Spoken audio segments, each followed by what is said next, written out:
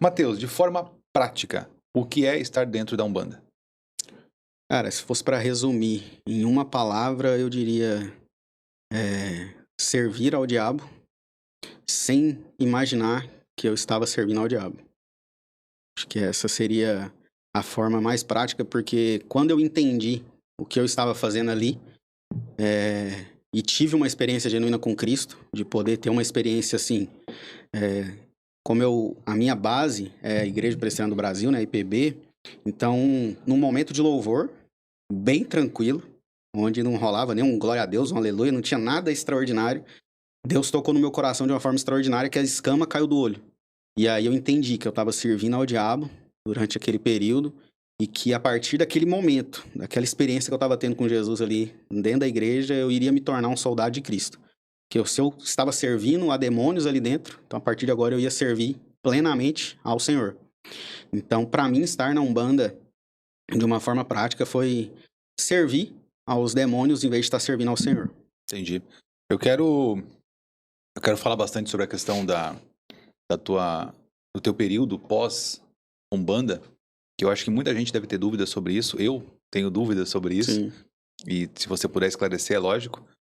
Mas antes eu vou pedir para quem está nos assistindo que se inscreva aqui no canal. É muito importante que você se inscreva aqui no canal, que você dê um like nesse vídeo. E se você acredita que o assunto que vai ser discorrido aqui é interessante para que mais pessoas vejam, pega o link desse episódio e manda para quem você acha que tem que assistir, que tem que consumir esse conteúdo também, que é muito importante. Mateus, ainda sobre a questão da Umbanda. Uhum. Tá tranquilo falar sobre isso? Tranquilo. É? Tá.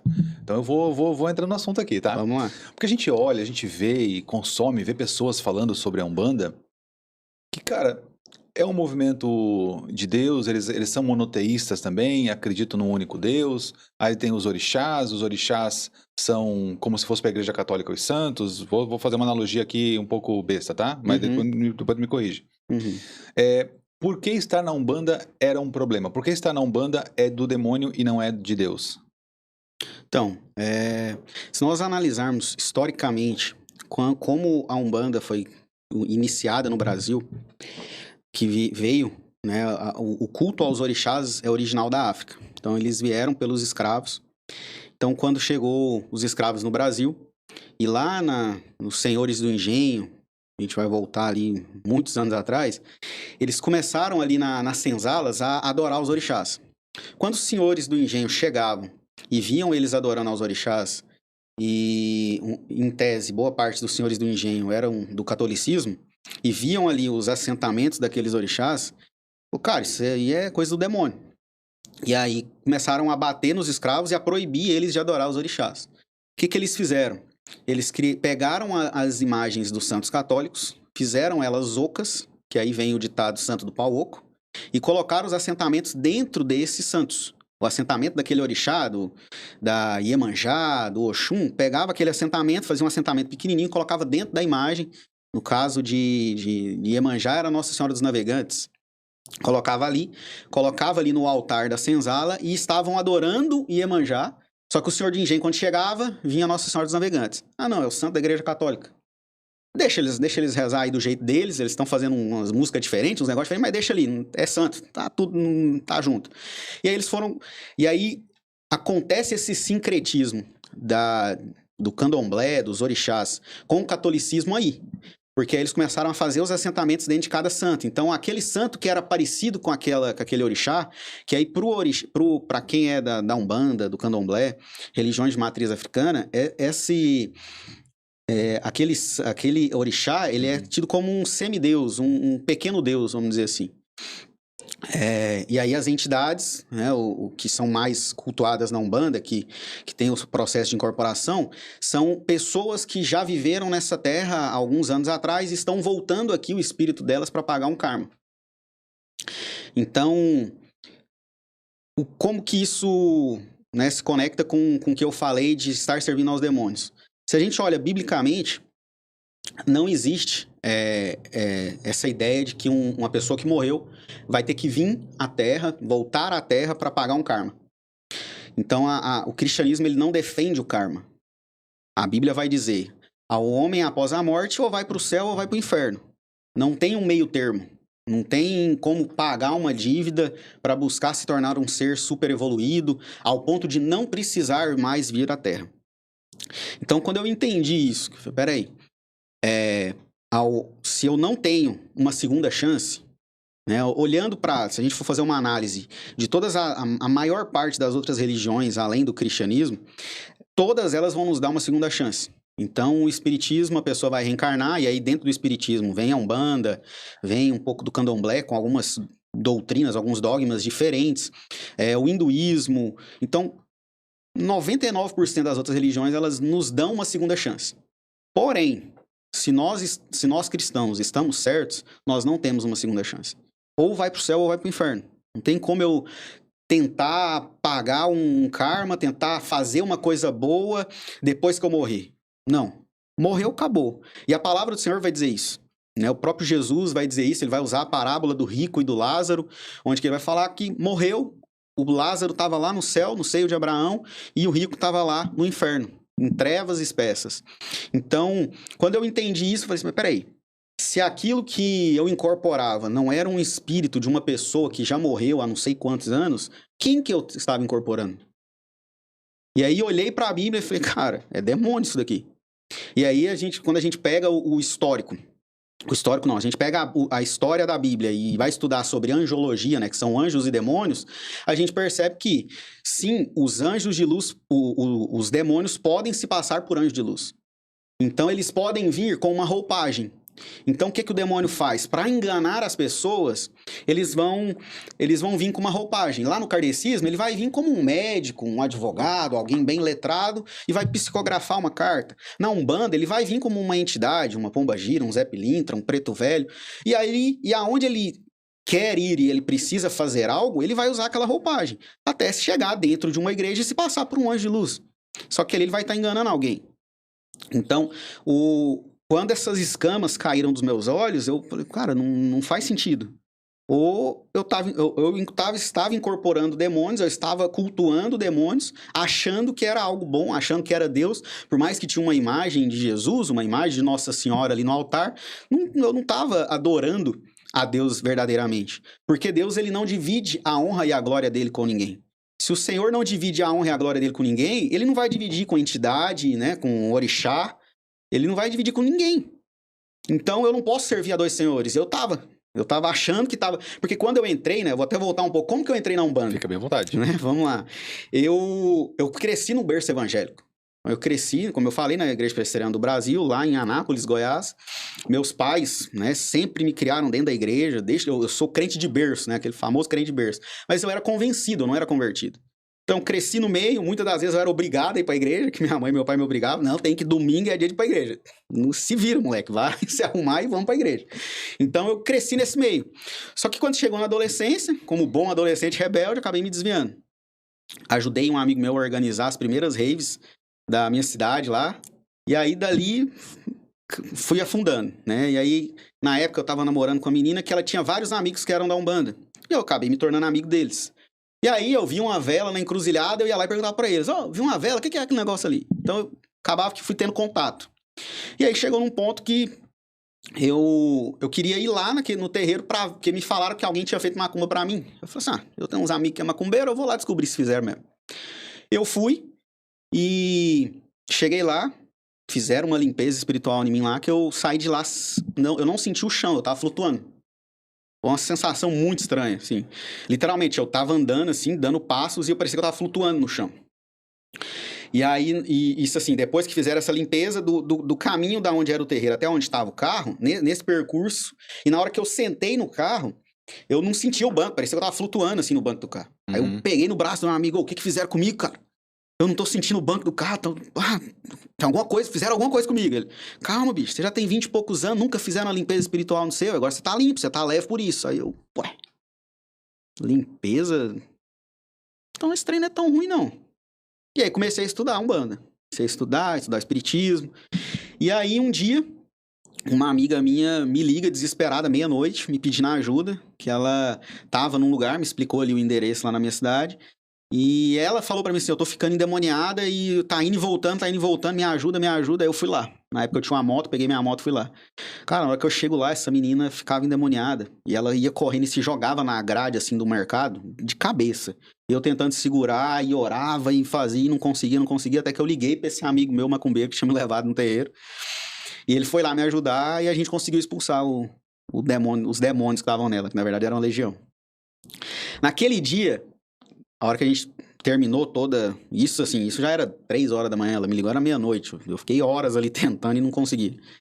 E aí, naquele dia, a hora que eu montei na moto, que eu falei, vou pra casa, eu falei assim, eu vou entrar nesse negócio pra me aprender a lidar com isso aqui. Eu não quero passar por isso aqui de novo. E aí foi quando eu entrei na Umbanda e realmente eu entrei de cabeça. Falei, agora eu quero entender tudo. Quero entender tudo pra, se alguém ficar endemoniado na minha frente ou incorporado, eu vou saber fazer o que tem que fazer. Só que do jeito deles. Beleza, me tornei pai de santo, depois de algum tempo. Fiz todas as feituras de pai de santo, tomei banho de sangue, fiz todas as ritualísticas ali para me tornar pai de santo, que no terreiro que eu fazia parte lá em Goiás, era o pai de santo e eu era o pai pequeno. Tipo, na ausência do pai de santo, eu sabia fazer qualquer coisa. Ou se o pai de santo tivesse incorporado. Então ali foi muito intenso, porque a gente fazia sacrifício de animal toda semana, era todo tipo de ritual que poderia ser feito, que permitia, a gente fazia. Só que a ideia sempre foi a ideia da caridade, que é uma caridade velada. Tipo, não, vamos fazer isso aqui para ajudar a pessoa, a gente tá fazendo isso para ajudar o próximo, é amor ao próximo, né? Eu tô seguindo os mandamentos de Cristo, de amar o próximo, então... Só que nesse processo você prejudicava a outra pessoa. Você fazia um trabalho, fazia um negócio ali, pensando em uma, mas prejudicando a outra. E aí, e nisso, a minha família, cara, eu assumi que eu era macumbeiro. Eu andava de roupa de santo na rua. Literalmente, com roupa toda branca, aquele monte de colar. E pros meus pais, cristãos, minha mãe muito envolvida com o Ministério de Mulheres, meu pai diácono a vida inteira, o filho vira macumbeiro. Então, foram os piores 2 anos da minha família. Minha mãe, num ápice de desespero, ela um dia virou pra mim assim, eu preferia que você estivesse usando droga do que se você estivesse na macumba. Deus. E pra ela foi um sofrimento imenso. Tipo assim, porque na droga eu sabia que eu te colocava numa clínica e conseguiria, mas do jeito que você tá... E interessante que hoje, né, hoje eu sei disso, que minha mãe sempre lavava minhas roupas. E muitas vezes, inclusive as roupas de santo, suja de sangue, que tinha feito sacrifício na noite. E eu falava pra ela, deixa que eu lavo. Ela, não, pode deixar que eu lavo. Ela lavava todas as roupas. E hoje eu sei que ela lavava tudo separado, né? Não misturava minhas roupas com cada família.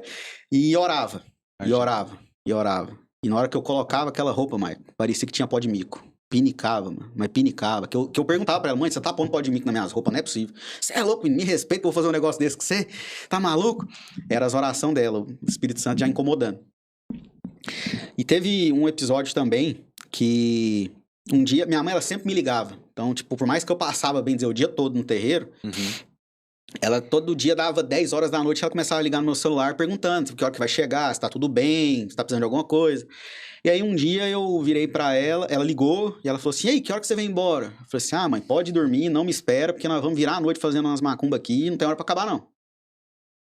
Aí ela, tá bom, desligou.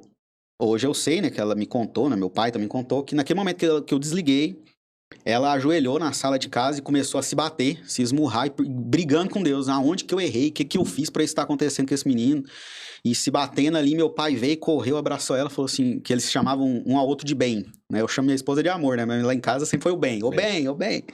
Então, meu pai chegou bem, a gente fez tudo, a gente ensinou ele no caminho, a gente levou ele pra igreja todo domingo, a gente não errou em nada. Calma. Se for pra ele sair de lá, Deus vai tirar ele de lá. Então, nesses 2 anos, a minha família, e eu brinco que o Brasil orou para mim sair da macumba. Porque minha mãe, ela muito envolvida com a SAF da Igreja Presbiteriana, que é a Sociedade Auxiliadora Feminina. Então, ela era presidente da Sinodal Brasil Central, lá do Centro-Oeste de Goiás. Então, ela viajava o Brasil para muitos eventos de encontro de mulheres. E aonde ela ia, ela pedia para orar por mim. Gente, quero pedir oração pro meu filho tá na Umbanda, mas ele não é de lá, ele vai sair de lá. Então, me ajuda em oração. E tem um outro episódio também que ela foi numa igreja, até essa igreja lá na nossa cidade, em Anápolis, e ela fez isso. Ela foi pregar num encontro de mulheres lá, e aí no final do encontro ela chamou os pastores para orar por ela e pro meu pai por conta da minha situação, que eu tava na Umbanda. E aí depois do culto chegou uma irmã daquela igreja, que ela falou que o arrependimento dela é não ter perguntado o nome dessa irmã, porque essa irmã chegou pra ela e falou assim, irmã, eu queria te dizer que seu filho não vai sair da Umbanda. O meu tá lá já tem mais de 10 anos e não saiu. Aí a minha mãe, com a boca de sacola que ela sempre teve e com a mansidão que ela teve, ela falou assim, irmã, você tá orando pouco, porque o meu filho vai sair. Se você desistiu do seu filho, volta a orar, não desiste dele não. E ela falou que queria depois ir lá pra contar pra irmã que eu tinha saído, né? Pra testemunhar que eu tinha saído. E ela não perguntou o nome da irmã e não sabe quem que é a irmã até hoje. Felizmente, minha mãe faleceu ano passado. Então, essa informação foi pro túmulo. Então, durante esses 2 anos, foi muita luta, assim, da parte dela e do meu pai para orar, buscar e pedir ajuda. Até que eles conheceram um pastor que teve coragem de ir no terreiro. Porque ele é baiano, pastor Antônio, e ele veio do candomblé. Ele foi criado no candomblé, se converteu e hoje é pastor. E ele se conheceu minha mãe na casa de um amigo, de amigos nossos lá. E esse pastor, minha mãe contou a minha história e o pastor falou assim, não, eu vou ajudar. E aí esse pastor foi um dia lá na casa dos meus pais, na época eu ainda morava com eles, e veio conversar comigo e pedir para ir na igreja dele, que se eu fosse na igreja dele, ele ia no terreiro. Aí eu falei, seu pastor, o senhor me desculpa, mas eu não acredito que o senhor vai não. Porque até então uma prima minha tinha feito essa proposta para mim, eu fui na igreja dela e ela não foi no terreiro. Ela falou, minha prima falou, prometeu e tal, e até hoje não foi no terreiro, vai o senhor primeiro, vai o senhor lá que eu vou na sua igreja. Aí ele, tá bom, eu vou. Aí eu comecei a rir, né? Eu, o quê? O senhor vai no terreiro? Duvido, pastor, que o senhor vai no terreiro? Tá maluco? Ele, não, eu vou. Que dia que tem reunião lá? Eu falei, quarta e sexta. Tá bom. Posso ir qualquer dia? Eu falei, pode ir qualquer dia, mas eu ri, né? Eu falei, não, o senhor não vai, pastor. Não, eu vou. Aí, hoje também eu sei que ele criou um grupo de jejum e oração, que depois de anos que eu saí da Umbanda, eu fui conhecer alguma dessas pessoas, eu pregando, dando meu testemunho nas igrejas lá. No final do culto vinha uma pessoa e falou assim, eu tava na equipe do pastor Antônio orando por você e jejuando quando ele foi no terreiro. E o pastor foi no terreiro, mano. Eu lembro que ele foi com a Biblinha dos Gideões debaixo do braço, assim, pequenininha, que eu vi meio assim, falei, pá, que ele parece uma Bíblia. Chegou lá na quarta-feira, entrou, me mandaram me chamar, falou, tem um senhor te chamando lá na porta, lá do terreiro. Aí fui lá, ele entrou, ficou uns 15 minutos ali, sentado com a Biblinha debaixo do braço, orando. Orando. Isso assim, eu tô resumindo a história porque, cara, foi muito jejum, muita oração. No dia que era pro meu pai, no dia que meu pai foi buscar ele pra levar no terreiro, cara, meu pai não via ele no meio da rua. Assim, foi uma guerra espiritual ferrenha. Que meu pai com ele no telefone e o pastor falou assim, eu tô no meio da rua, você não tá me vendo? Ele, não tô te vendo, mas eu tô vendo seu carro. Eu falei, meu Deus. Assim, pra meu pai levar ele no terreiro. Meu pai ficou lá na porta, dentro do carro, esperando. Foi lá, ficou 15 minutos ali orando. Cara, que quanta coisa de situação disso aí, hein? Hã? Muita coisa. Tem muita coisa que você falou, e eu fui anotando conforme tu foi falando aqui, pra não perder a linha de raciocínio, tanta coisa que você falou. E eu quero voltar em vários assuntos. Vamos lá. Tá, eu quero voltar em vários assuntos aqui. Vamos lá. Mas seguindo uma linha cronológica, tá. Eu quero que a gente fale da tua vida cristã também. É lógico, a intenção do podcast é essa. Mas seguindo uma linha cronológica aqui, você se enfiou de cabeça na Umbanda, você quis entender porque você viu algo acontecer. Depois eu quero falar desse algo acontecer também, que me surgiu uma dúvida aqui. Mas, quando tu foi ser, eu não sei como é que é o nome, mas enfim, você foi se tornar pai de santo, teve rituais. Fala um pouco o que são os rituais, o que é esse banho de sangue? Então, esses rituais, esse banho de sangue, eles sacrificam alguns animais e derramam o sangue na sua cabeça. Se coloca alguns alimentos na sua cabeça, milho, canjica, algumas coisas ali, e aí coloca na cabeça direto, vem aí, tipo, a galinha, corta o pescoço da galinha e vem com o corpo dela derramando sangue em você aqui. Qual a ideia do objetivo disso? É alinhar a sua cabeça física, terrena, com a sua cabeça espiritual. Que nessa linha de raciocínio, eles acreditam que por conta de coisas que foi acontecendo na sua vida, que você cresceu, essa cabeça espiritual sua, ela se desalinhou da sua física e se perdeu. Então, o objetivo disso é fazer esse alinhamento para que a sua cabeça física esteja alinhada com a sua espiritual e você evolua e chegue nesse nível de espiritualidade, vamos dizer assim. Então, se sacrificam vários animais, derramam o sangue desses animais na sua cabeça, depois vem com um lenço, amarra isso tudo e isso tudo fica na sua cabeça por alguns dias. Você entra num quartinho, que é onde o pessoal fala que é deitar pro santo, e aí você vai ficar ali num quarto onde tem assentamentos de vários orixás, que você vai passar dias ali para que depois venha tirar isso da sua cabeça, lá, você tomar banho, né, lavar e finalizar esse ritual de consagração. Então, literalmente, é um ritual que você se consagra para se tornar um pai de santo, para se tornar alguém mais evoluído espiritualmente, para que você tenha essa autoridade em um terreiro, vamos dizer assim. Fica dias naquele lugar. Fica dias naquele lugar com o sangue e a comida na sua cabeça. E aí vem com um lenço, tipo um pano, né? Um turbante e amarra aquilo ali pra aquilo ali não cair. Tem que ficar na sua cabeça. Você dorme naquele quartinho ali. Aquilo não fede não, cara? Cara, você tá tão... Parece que... Mas, literalmente, você tá tão chapado daquele negócio que você não usou nenhum tipo de entorpecente, mas espiritualmente você tá passando por uma sobrecarga tão grande que se fede, você nem sente. Você não percebe, porque você tá zonzo. E realmente, você deita pro santo mesmo, porque você dorme muito. Muito, muito. Então, tipo assim, você acorda... Tinha vezes que eles me acordavam pra comer. Tipo assim, acorda aí pra comer, não sei o quê. E um monte de sonho, um monte de coisa... Imagino. É bem pesado. Tá, mas você foi pra esse lugar, Matheus, porque você passou por uma experiência com uma pessoa que te ligou e tal, né? Como você explicou no começo. Uhum. Você viu algo acontecer. Você chamou um amigo teu que era da Umbanda e ele foi lá e conseguiu expulsar. Só com a ajuda dele você conseguiu expulsar. Ao que você atribui isso? É de verdade, então, a questão da Umbanda? Não é um misticismo que não existe. Existe algo realmente ali envolvido? Sim, existe. Existe pelo fato que eu, quando estive lá, eu ficava incorporado. Então, por conta de todos esses rituais, tudo que eu passei, eu incorporava algumas entidades ali. E eu literalmente via tudo que ela estava fazendo com o meu corpo, mas não tinha controle algum. Então, a possessão, ela é real.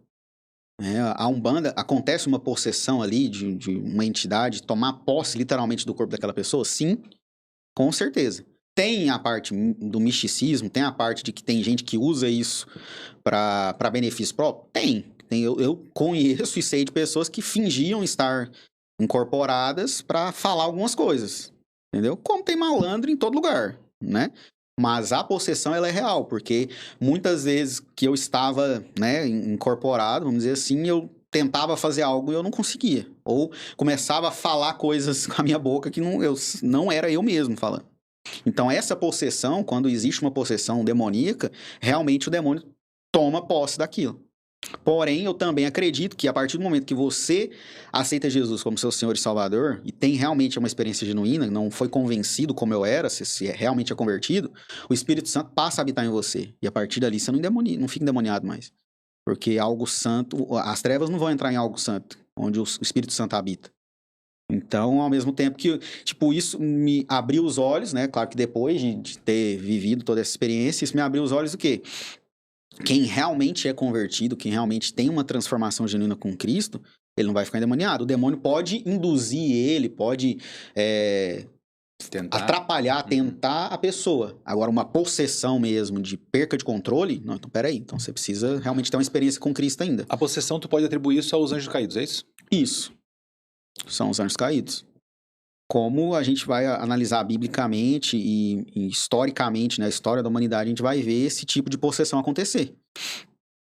Tanto até histórias fora do próprio cristianismo tem episódios como esse, dessa possessão de outros seres, né? Aí vão falar que cada doutrina vai falar de uma forma, né? Vai chamar de uma forma.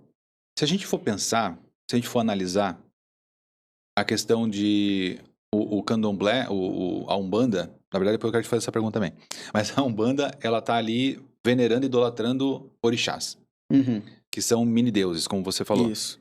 Que tem do mar, tem do fogo, enfim, né? Se a gente for levar isso, até você criou essa analogia, porque antigamente existiam os senhores do engenho e esses senhores eram católicos e eles tinham lá os santos.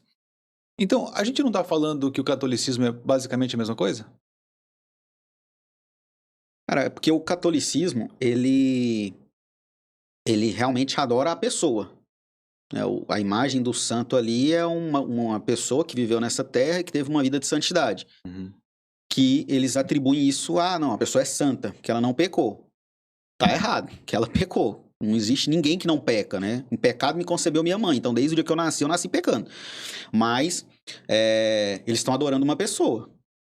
Eu não sei se era essa a pergunta Não, não especificamente. É isso. É isso que tu respondeu. E eu não quero criar polêmica nem sensacionalismo, porque não é o que eu gosto de fazer aqui. Inclusive, eu conheço muitos católicos que vêm aqui, Sim. inclusive, conversar comigo, e são pessoas maravilhosas.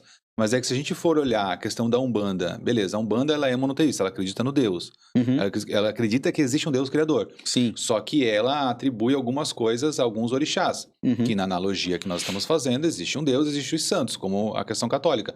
Isso aqui é demônio. Por que isso aqui não é? Então, aqui é demônio, pensando no sentido da possessão. Que uma pessoa que já morreu, ela não pode vir e entrar numa pessoa, né? E ter essa possessão do corpo daquela pessoa. O único ser, analisando biblicamente, que teria essa autoridade, esse poder, são anjos. No caso, anjos caídos. Porque um anjo de luz, ele não tem essa necessidade de ter essa possessão. Analisando o catolicismo, a gente tem uma adoração a pessoas. E não existe uma possessão. Então, por que aqui é demônio? No sentido de possessão. Aqui é uma adoração a pessoas. Em vez de eu adorar a criatura, eu estou adorando. Em vez de eu adorar o Criador, eu estou adorando uma criatura que ele criou. Então, essa é a diferença. Enquanto existe uma possessão demoníaca de um anjo caído, aqui não tem essa possessão. O catolicismo não tem uma possessão. Tem só uma veneração a uma pessoa que teve uma vida de santidade enquanto estava viva. Entendi. Então, o problema está na possessão. Isso, para mim, a diferença principal seria a possessão. Entendi. Sobre o candomblé e a umbanda, eles são iguais? São diferentes? Por que são diferentes? Sabe me dizer isso? Sim. A umbanda, ali os santos que tem, né, nos santos católicos que tem ali, eles estão adorando aos orixás e estão cultuando as entidades, que são os espíritos de pessoas que já morreram. Enquanto o candomblé é apenas o culto aos orixás. Então, quando existe... É claro que pode existir possessão de entidades dentro do candomblé? Pode, vão ter dias que vai acontecer isso. Mas, em sua maioria, os cultos são só aos orixás, que são os mini-deuses, né? Se tiver alguém do candomblé que vai me xingar de chamando eles de mini-deuses. Mas, enfim, são semideuses, né? Que a ideia é o quê? Deus, criador de todas as coisas, que aí é dado um outro nome dentro do candomblé, ele cria deuses abaixo dele para controlar algumas forças da natureza, para ter domínio sobre as forças da natureza. Então vai ter a Iemanjá do mar, vai ter a Oxum dos rios e cachoeiras, vai ter a Oxóssi, que é das matas. Então vai ter vários orixás que vão cuidar de várias forças da natureza. E outros que vão cuidar de outros departamentos. Enquanto a Umbanda, em todas as reuniões existe esse culto às entidades, onde elas são invocadas e acontece a possessão, e acontece a incorporação dessas entidades, que o que acontece quando uma pessoa frequenta o terreiro de Umbanda? Ela vai lá para pedir conselho para a entidade. Enquanto no candomblé existe isso também, mas ela vai lá para cultuar os orixás. Então, o que é o grande lance? A Umbanda, a pessoa ela vai ali, se consulta, né, ou conversa com a entidade para perguntar algo, para pedir um conselho, para tomar uma decisão ou fazer um trabalho para alguém, enfim, mas ali é diretamente com as entidades, que são os anjos, quer dizer, em todos os cenários são anjos caídos, tanto candomblé quanto na Umbanda são anjos caídos. Só porque lá, em tese, são pessoas que já morreram e estão vindo aqui ajudar o próximo para evoluir espiritualmente, para então chegar num nível que não precisa mais. Aqui no candomblé, eles já são semideuses, eles não vão evoluir mais. Mas eles vêm aqui para ajudar as pessoas que, em tese, todo mundo nasceu com um orixá. Tipo assim, eu nasci com um orixá, tu nasceu com um orixá, como se fosse seu anjo da guarda, vamos dizer assim. Então, você vai lá, você descobre qual que é seu orixá e você vai cultuar o seu orixá para o seu orixá te ajudar a evoluir, a crescer, a fazer outras coisas. Então, tem essas diferenças. Enquanto um tá adorando só orixá, e às vezes, uma vez ou outra, rola uma incorporação ali de alguma entidade, aqui na Umbanda não, aqui todo dia tem incorporação. Todo dia alguém vai ficar incorporado e quem é visitante, ou até os próprios filhos da casa, vão ali naquela entidade para pedir conselho, para falar alguma coisa, enfim. Deixa eu te fazer uma pergunta... Tá abrindo muito, né, o leque aí de assunto. Tá. Pior que tá, cara. Mas deixa eu fazer uma pergunta que me veio agora, cara. Porque assim, existe muita coisa que tá escondida, que tá oculta naquilo que a gente vê, naquilo que a gente consome. Esses dias atrás até eu vi alguém falando da música do Cidade Negra, aquela pra entender o erê, tem que tá moleque, o erê. Faz parte disso aí. Sim, erê é uma entidade da Umbanda. Que tá lá dentro, né? Que é a criança, né? Que isso, entidade de criança. Tu vê que eu tô meio por dentro, né? E aí, cara, eu vou te fazer uma pergunta agora, que tu falou dos semideuses. O filme da Moana. Tem um pouco ali. Um pouco, né? Fala que a Moana já morreu, né? Tem uma história que a Moana já morreu, que ele é a entidade, é o espírito dela que tá no mar. E aquele outro, o grandão lá... É o semideus? É um Ele semideus. se intitula o semideus. Isso. Que ele é o deus do mar, deus da água, deus do sol. É porque ali é uma outra... Cara, vamos passando pro cristianismo. Tá. O diabo, ele quer por tudo assumir o lugar de Deus. Então, em todas as doutrinas, em todos os dogmas, as religiões, ele quer assumir esse lugar de ser um semideus ou de ser Deus. Ele quer ser adorado. O diabo, ele quer ser adorado. Então, quando a gente pega... Eu não vou saber, acho que é o hinduísmo lá da Moana, eu não sei qual que é a religião. Vai ter semideuses e que se você olha... Olhando para os orixás da Umbanda, pô, parece aquilo ali tem alguma conexão. E realmente tem. Porque o modus operandi é o mesmo cara que tá usando o modus operandi ali. Então, vai mudar o nome, vai mudar uma coisa ou outra ali, mas em suma é a mesma coisa. Ele quer ser adorado. O diabo, ele quer ser adorado. Então, ele vai usar de várias formas para tirar a adoração de Deus e colocar em alguém, né, ou numa pessoa. Né? A pessoa teve uma vida de santidade. Não, então vamos adorar ela porque ela vai começar a fazer milagre. Ou porque aconteceu um milagre de fato. Não estou aqui desmerecendo os milagres que alguns santos operaram. Mas é a partir do momento que eu paro de buscar a Deus e começo a buscar o santo, buscar aquele ser, e aí a gente entra no orixá, a gente entra nesses semideuses do hinduísmo, nas entidades da Umbanda, nos médicos do kardecismo, a gente está tirando o foco de Deus. E aí é onde está o problema. Enquanto você falava, eu fiquei pensando sobre, porque assim, o filme da Moana lá em casa faz muito sucesso. Inclusive pra mim. Vários. Meu filho adora, cara. A gente canta todas as músicas e tal. E daí tu começa a prestar atenção nas coisas que estão ocultas e te levam pra esse lugar de você falar sobre endeusar outras coisas que não seja Deus. Né? E existe muito disso, muito disso. E voltando aqui no assunto do cristianismo, que a gente já entrou na parte cristã da tua vida, e de que forma a gente pode, de alguma forma, ajudar as pessoas a entender melhor as questões. Tem muita gente que está lá nesse lugar que você falou que estava, achando que estava a serviço de Deus, e quando você percebeu você não estava. Tem muita gente que está lá ainda achando que está a serviço de Deus?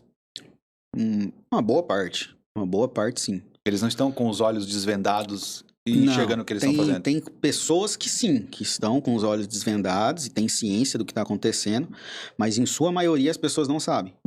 Em sua maioria as pessoas estão ali achando... que realmente estão buscando a evolução, que estão buscando fazer a caridade, ajudar o próximo. Eles estão achando que realmente estão alinhados com Deus. Por que, por exemplo, quando eu posto alguma coisa falando um pouco da minha história, ou aqui com certeza vai aparecer uns haters, é a galera que realmente acha que tá no... Não, pô, tô ajudando ali, pô, a gente faz projeto social, a gente faz isso, faz aquilo, eu ajudo A, B, C, D... Tá, beleza, você tá fazendo certo, parabéns. Só que lá atrás você não tá sabendo para quem realmente você tá adorando, a quem realmente você tá prestando culto. E aí, é um processo difícil, a saída, por exemplo, tem muita gente que me pergunta, como que foi sair? Teve retaliação, né, o tal do crente gosta desse termo, teve retaliação, teve tal coisa? Teve, claro que teve. Porque a partir do momento que eu entendo que eu estava servindo a demônios, e agora eu faço um compromisso que eu vou servir a Deus, cara, o reino das trevas vão se levantar para me parar. Porque até esses dias eu vendo um conteúdo, eu percebi, eu vi realmente faz muito sentido, que é o quê? Aquilo que o diabo mais te ataca é onde você vai se destacar na obra de Deus. Então, por exemplo, né, a pessoa que Deus deu o dom da música para ela, que ela canta muito bem, isso. Cara, o diabo vai tentar empurrar um vício no cigarro, vai empurrar alguma coisa ali para prejudicar a sua voz, para que você não consiga atingir aquele objetivo que Deus te deu, aquele propósito que você foi chamado. E é fato. Quando eu também entendi isso, eu falei assim, que até então, quando eu saí da Umbanda, eu falei, cara, não quero mais nem saber disso, não quero mais... E aí Deus falou assim, não, peraí, a sua experiência vai me servir. Então, eu entendi isso, então o reino das trevas se levantou? Claro, se levantou, cara. Tive alguns episódios ali deles virem literalmente, de em sonho aparecer pra mim, e aparecer com a face descoberta, que até então eles nunca mostravam a face deles. Todos os sonhos, todas as visões que eu tinha, eu nunca vi o rosto das entidades. Aqui, ó. Eu posso me arrepiar? Pode, eu também.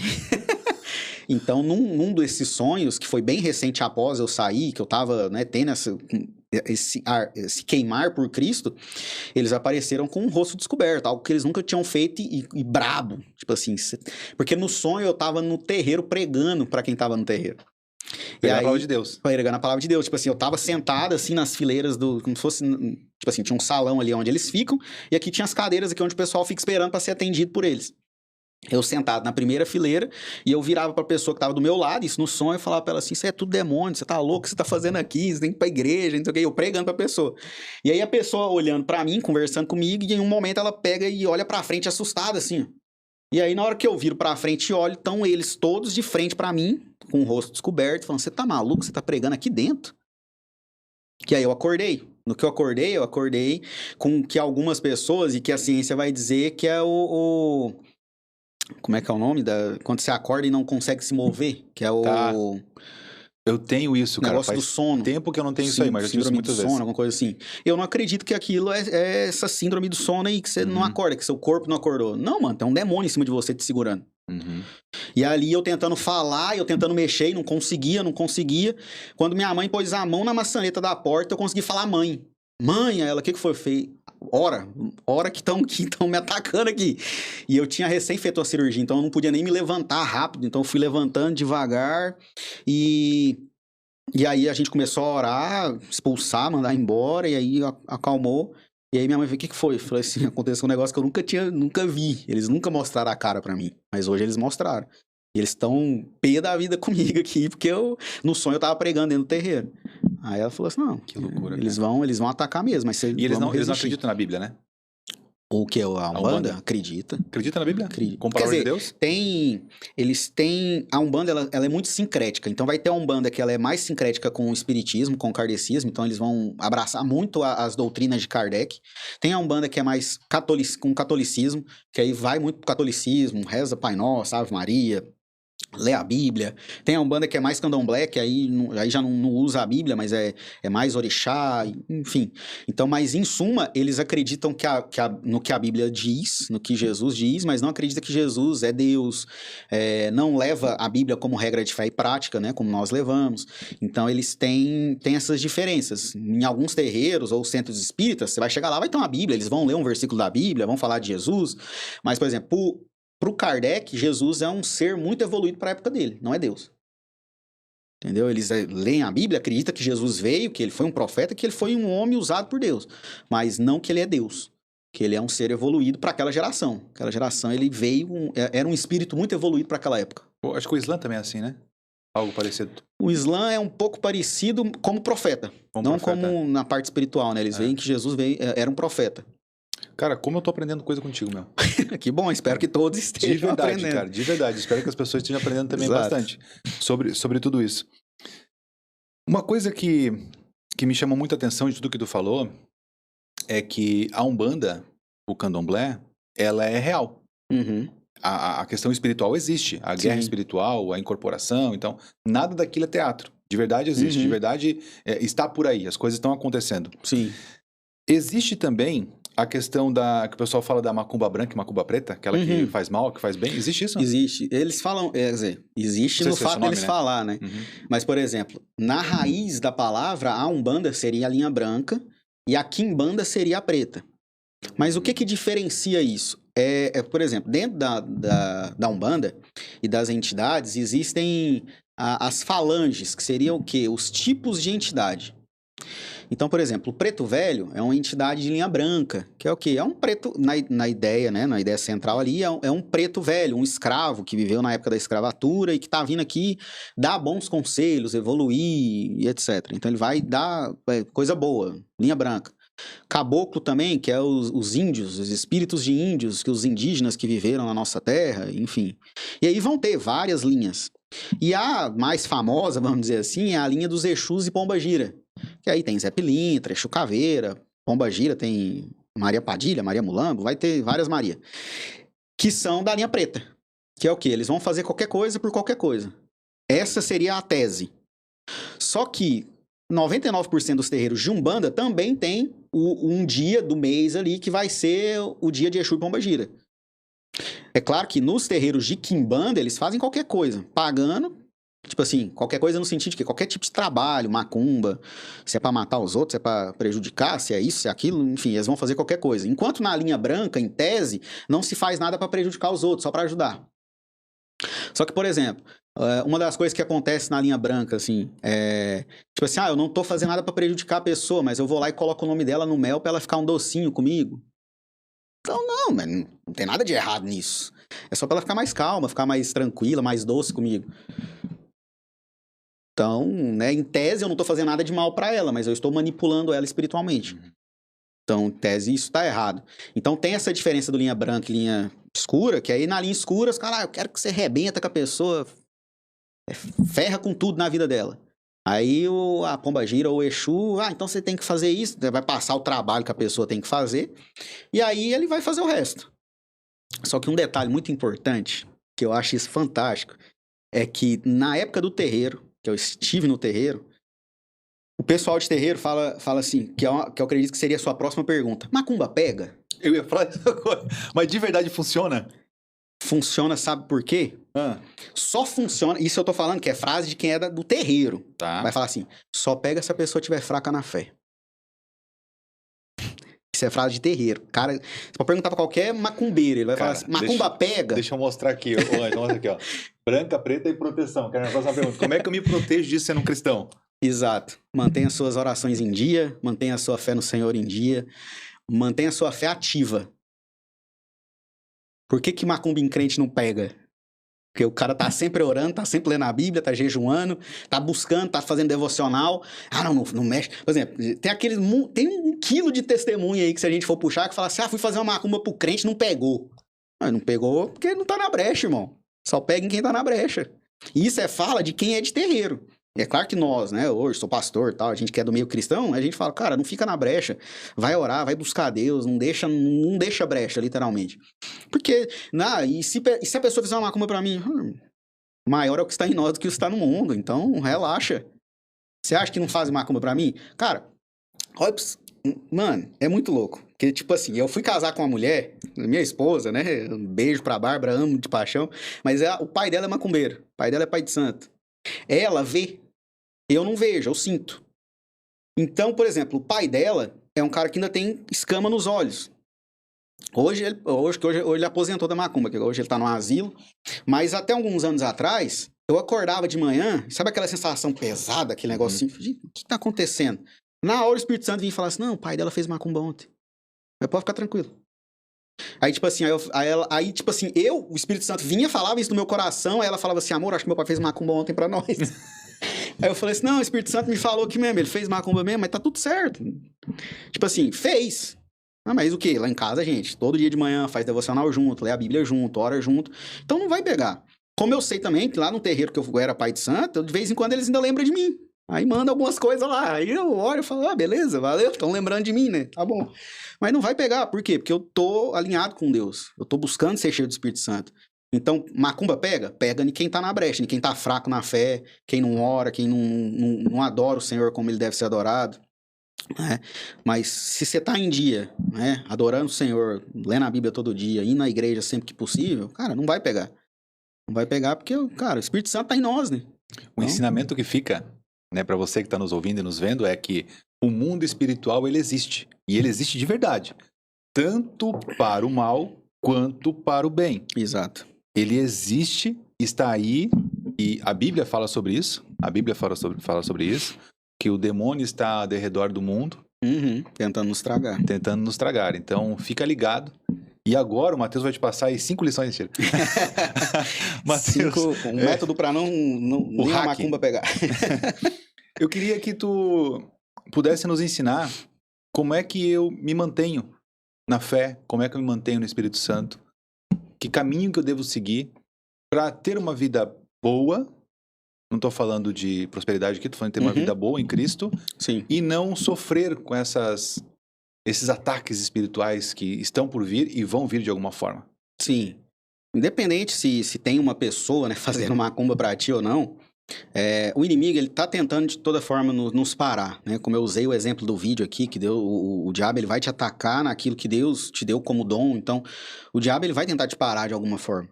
Por quê? Porque ele sabe que se você estiver alinhado com o Senhor, você tá contra ele. Então, por que que a vida do ímpio prospera mais do que a minha, né? Por que a vida do outro ali que não serve a Deus... Porque o diabo não tá preocupado com essa pessoa. Mas ele tá preocupado com quem tá com Cristo. Porque ele quer tirar a gente do foco. Então, como manter isso? Cara, vida de devocional. Vida de devocional. O que é devocional? É ler a Bíblia e orar todos os dias. Né? Eu, particularmente, prefiro fazer isso pela manhã. Então, todo dia de manhã eu decidi com a minha esposa, né? Hoje o meu trabalho me permite fazer isso, eu não preciso sair correndo para trabalhar, então eu consigo ter um tempo de tomar café com a minha esposa todo dia, que é um negócio que eu gosto muito de café, né? A gente já falou muito sobre isso no offline.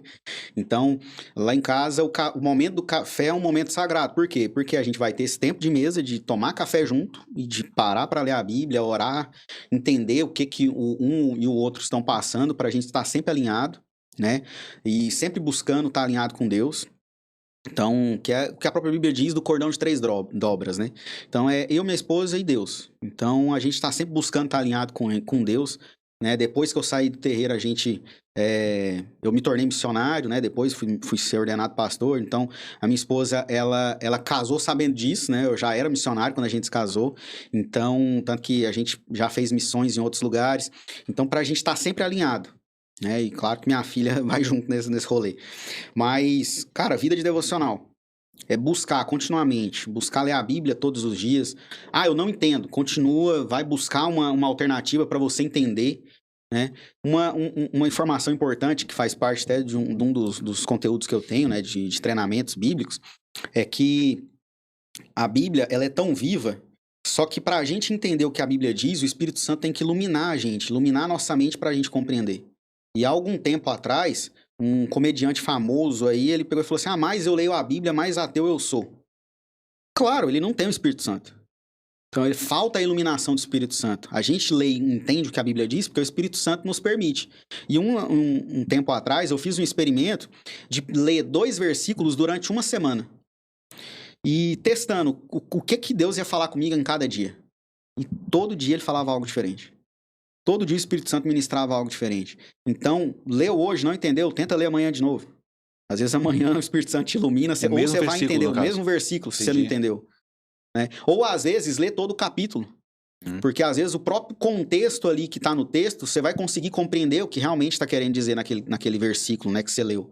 E aí é um outro problema também. A gente usa muito a Bíblia parecido com um usuário de droga. Vou pegar pesado aqui agora. Por quê? O cara vai ali, lê um versículo, se não faz sentido, ele larga aquele versículo e procura outro. Não, esse aqui já tá mais abençoador, esse aqui tá bom. Cara, tá usando a Bíblia como uma droga, eu tenho que sentir prazer no que eu tô lendo. Não, pega um livro da Bíblia e estuda ele todo. Lê um capítulo por dia, ou lê meio capítulo por dia, dependendo do horário que a pessoa tenha, né? Mas leia todo o livro para você entender todo o contexto. E eu oriento muito meus alunos a ler um livro do Antigo e um livro do Novo, alternado. Tipo, li um livro do Antigo, um dos profetas, e agora eu vou ler um dos Evangelhos. Por quê? Porque no Antigo você vai ver os profetas falando de Cristo. E aí quando você lê aqui o Evangelho ou um livro do Novo Testamento, você vê a concretização daquela profecia. E aquilo te cresce de uma forma, você fala assim, cara, como assim? Tá tudo conectado? Tá tudo conectado, né? Todo o Antigo Testamento tá apontando para Cristo e aí o Novo Testamento é a concretização de Cristo, ele veio. Então faz essa leitura alternada e lê, né? Em vez de ler um versículo, leia, né, na Bíblia que eu tenho lá em casa e nas umas Bíblias mais antigas, tem uns blocos, né? Que às vezes você vai ler os Salmos, por exemplo, né? Aí você bateu no Salmo 119, não vai dar pra você ler num dia.